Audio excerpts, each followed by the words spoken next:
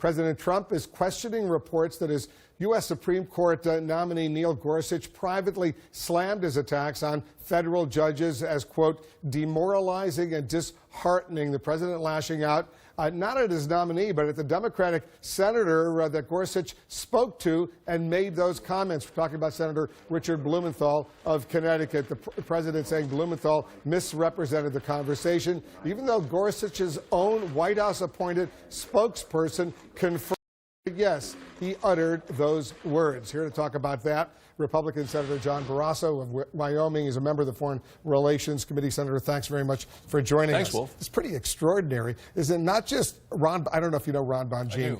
He's been around for a long time, highly respected conservative Republican spokesman. The White House asked him to help work with Gorsuch to get him confirmed through the Senate. Kelly Ayotte, you know her, former Republican senator from New Hampshire. She lost, but she's the Sherpa or the coordinator helping him get confirmed. Both of them, they are both credible, said that Gorsuch did describe the president's words as disheartening and demoralizing.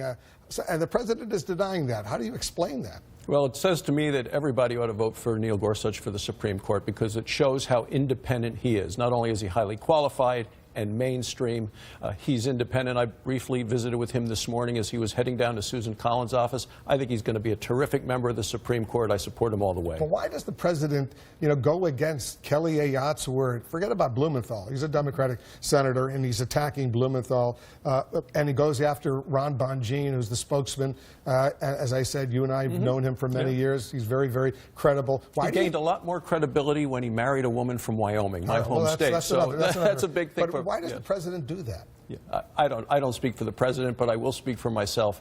I am so delighted that Neil Gorsuch has been nominated for the Supreme Court.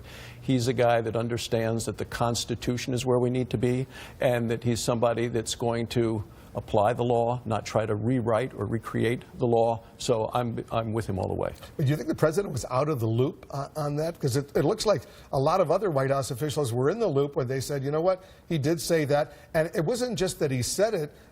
Judge Gorsuch told Senator Blumenthal on his initiative, by the way, you can say what said about the president's comments, disheartening and all that.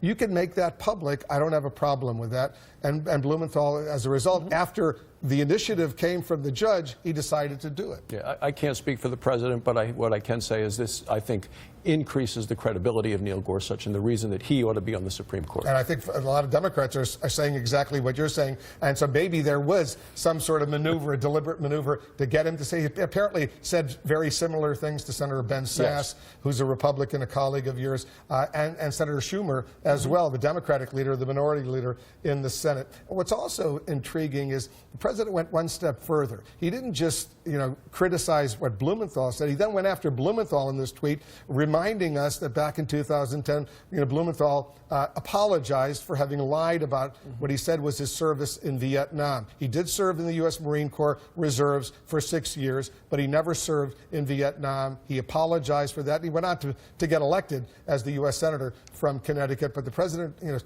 basically calling him a liar. Don't believe him. Is that appropriate? Well, I think it's appropriate that the president right now is meeting with bipartisan group of senators. And again, I don't speak for the president. I think we have an incredibly credible nominee to be a member of the Supreme Court. That's where I'm focused. All right. The other issue I want to get to is the attack by and I know this is awkward for you because you don't speak for the president, but the attack by the president on Senator John